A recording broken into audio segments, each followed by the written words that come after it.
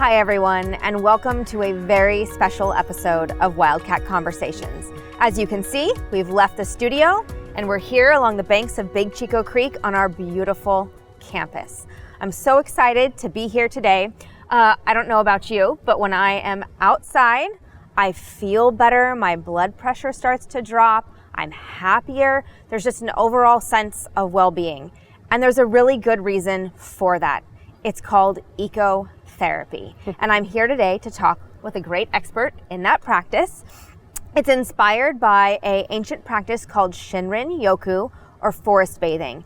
It's an immersive practice of placing yourself in nature so you can experience the benefits of being outside, but the land can also benefit from your presence as well. So we are here with Blake Ellis. She's a 2021 alumna of our Master of Social Work program. She is no stranger to the benefits of ecotherapy. So I'm going to let you, Blake, tell us a little bit more about your background and what brought you here. Oh, absolutely. So for many years now, I've been curious about this intersection between environmental and social work, right?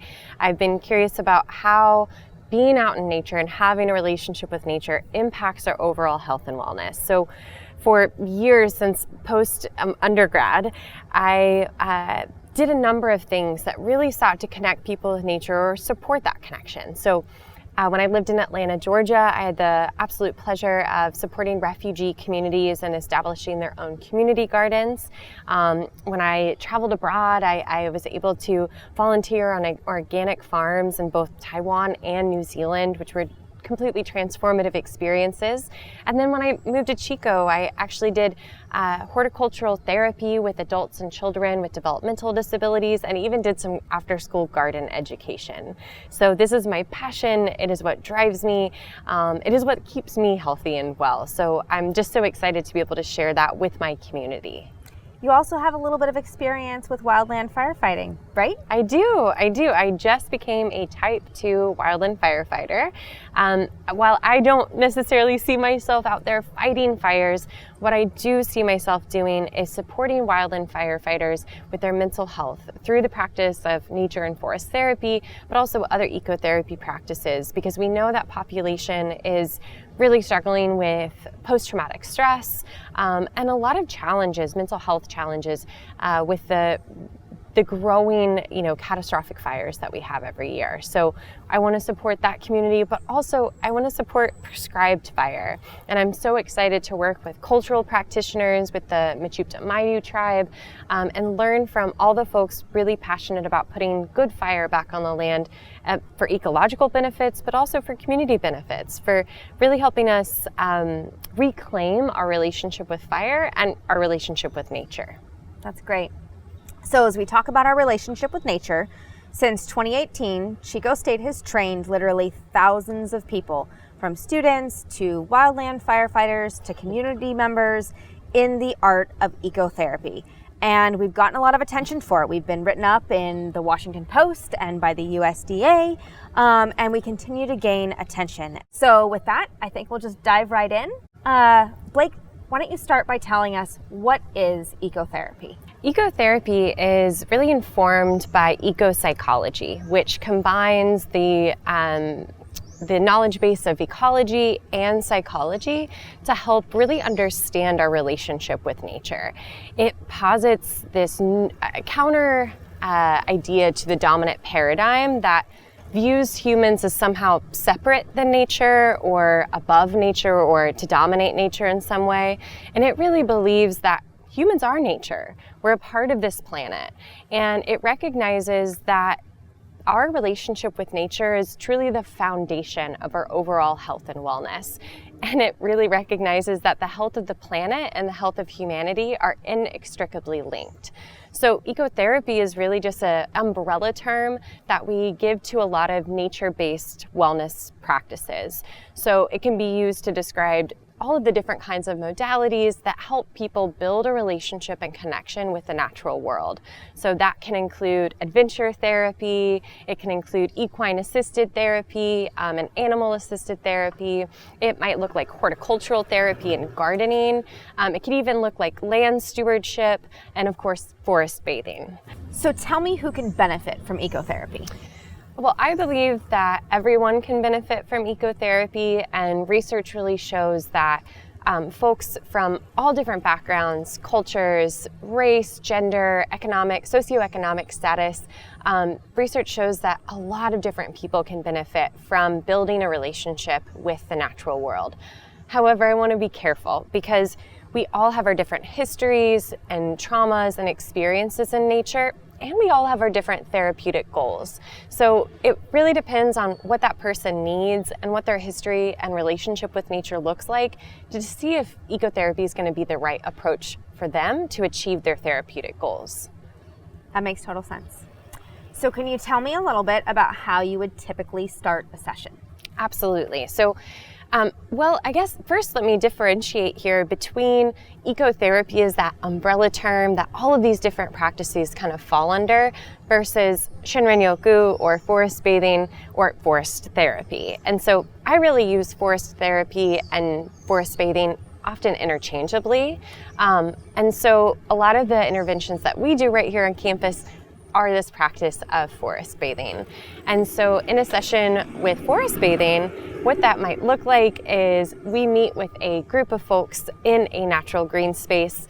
Oftentimes right here on campus, as you can see, we've got a lovely campus, which makes Chico State so unique and special that we're able to offer a forest bathing session on a university campus is really incredible. But we meet up, we explain the health benefits, the science behind the practice. Really want to ground this in the research and the science to prove that what we're doing is legitimate and it has documented health benefits. So tell me about some of those health benefits.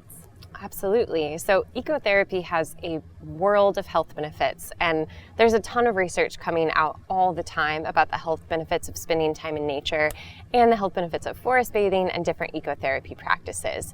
So we receive both physical health benefits from the regulation of blood pressure to improved cardiovascular and respiratory function. We even experience a reduction in stress, so our cortisol and adrenaline levels fall, and we actually get a boost in our immune system as well. And forest bathing has this really special health benefit that really the research has found that when we spend time bathing in the atmosphere of the forest, we are showered in these magical things called phytoncides that trees and other plants emit as a way to keep themselves protected and safe from perhaps a deadly disease or bacteria or fungus. But when we absorb phytoncides, either through our respiratory system or our skin, it triggers a production of what is known as NK, or natural killer cells. And what they do in our body is eliminate stressed, cancerous, and disease cells. So it's really a preventative measure against cancer and disease, which is obviously really significant in today's world. But we don't only receive physical health benefits, we also receive psychological health benefits as well. So folks exhibit an alleviation of symptoms of anxiety and depression. There's a boost in mood, attention, creativity, and even academic performance. We also receive cognitive benefits. So again, that focus and attention is improved, but also our memory and our ability to problem solve and make decisions improve after spending time outdoors. And then there's social benefits. Tons of research is coming out about simply the benefit of having green spaces in our communities and trees in our communities, and how that actually increases feelings of social cohesion and a deeper relationship to our neighbors. So spending time in green spaces together helps reduce isolation and loneliness more significantly than spending time with groups of folks inside. So it's really, really amazing what being outside together can do for our feelings of belonging and connection. There's also spiritual health benefits. So when we step outside, we're able to find moments of awe and wonder. And there's some really fascinating research coming out about the benefit of awe and wonder and how that can boost our immune function, how it can boost our physical health benefits, but also it gives us this sense of being connected to something bigger than ourselves, which is really important to feel good and to maintain hope and positivity in the world. And then of course there's environmental benefits. So folks that have a relationship with nature are more likely to exhibit pro-environmental behaviors. They're more likely to want to steward their landscapes and get involved with environmental work that's going to really take care of the planet in return. I love everything about that. So let's pivot a little and talk about why ecotherapy at Chico State, of all places. Absolutely. So, I mean, thankfully we have incredible leaders here at Chico State who see opportunities and go after them, and also recognize needs and want to fill and meet those needs. So our program actually began after the 2018 Camp Fire, and the executive director of the Big Chico Creek Ecological Reserve, Eli Goodsell, who we know. We love Eli. Of course, everyone does. But he saw this huge need after the fire, but recognized that every time he went outside, he felt better. And he found out about this new thing called forest bathing at a conference he was at. And he started to think, how could this be utilized in our community to support folks traumatized by the Camp Fire and really reconnecting with the land? And so they got funding from the North Valley Community Foundation's Butte Strong Fund to certify 15 community members to become nature and forest therapy guides. Now, I was fortunate enough to be one of those community members and to become nature and forest therapy guides to start serving our broader community. Now, of course, all of this is happening in the midst of a global pandemic. So we really recognize the need on campuses because students at universities across the nation were struggling with unprecedented, I know that's an overused word nowadays, but truly unprecedented rates of anxiety and depression on campus. And there's simply not enough direct services to meet that overwhelming need, and not a lot of holistic or alternative options for folks who might not be comfortable engaging with traditional talk therapy or psychotherapy. So we took this and run. We had this beautiful opportunity where we had practitioners ready to serve the community and scale up services and meet the need on campus. And as I've already said, we have this beautiful campus. We don't need to take someone out, deep into the woods. We can be right here. We have all of these opportunities. So let's provide services where students don't need to go anywhere. They don't need a car. They don't need this transportation. They don't need insurance. They can engage with this mental health practices right here at Chico State. So is Chico State unusual to be engaging in this practice, especially at this scale? Absolutely. And there are other higher ed institutions that offer ecotherapy certification programs, but that's really meant for therapists, social workers, counselors. So I've not seen another ecotherapy program on any higher ed institution in the country, let alone the CSU system, that provides these nature-based mental health services, that provide ecotherapy for our students. I had the privilege of going to the CSU Be Well conference, and I was the only one there representing a program like ours, which is so exciting, but I think it speaks to the amazing leadership we have here, but also the incredible resources we have. We are such a unique campus.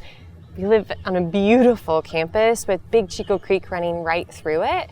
And so we have these unique opportunities, including even the university farm, the ecological reserve where I work. So Chico State is very unique and really taking advantage of the resources that we have and using them to benefit not just, research and our academic studies, but also our mental health and wellness. And it's getting us a lot of attention, right? We've gotten write-ups in the Washington Post and by the USDA. Yes. People seem to really be catching on to this is an exciting practice. It has a lot of documented benefits. Absolutely. And it's kind of nice to be seen as leaders in that space. Oh, for sure. And, people are hungry for a different approach to mental health and wellness. And psychotherapy is not necessarily for everyone. So we're really filling a need here at Chico State. And it's such an exciting time to be really leaders in this field as so much research and excitement is kind of building behind this movement. Great. I want to respect the privacy of the people who've engaged in this practice with you, but anecdotally, can you share a little bit about what you've heard from them after they've gone through one of the sessions or spent some time up at the reserve? Absolutely. One of the most common things I hear after a nature and forest therapy session is, I didn't know how much I needed this. And it's so true. We don't give ourselves that permission to slow down and just to be in our bodies, to really notice the world around us. Modernity has really married us to our screens, and we kind of have this unstoppable pace and rhythm of our lives where we're constantly rushing around. And so just that opportunity to slow down and simply be in community, both with the people that you're with, but also in community with the natural world around you, is an opportunity like no other. And so folks really communicate that they feel less stressed and overwhelmed. They feel more deeply connected to this place and even to our university. And they feel a deeper sense of belonging and a really much stronger sense of place and attachment to our local environment and a love for the place that we live. Definitely. I want to give you a chance to talk a little bit about your thesis. Yeah. Will you share a little bit more about the roots of that and the concepts? Yeah, absolutely. So I went back to school. Really, the impetus for me going back to school was the campfire. I was doing mutual aid work and a lot of volunteer work, and I felt I wanted to make a bigger impact, and to do so I needed more skills. So social work was a natural fit for me, and I was really interested, though I'd been working for so long in this kind of intersection of environmental work and social work, and I wanted to marry the two. And so I, inspired by the recovery efforts from the campfire, I wanted to focus my research on that.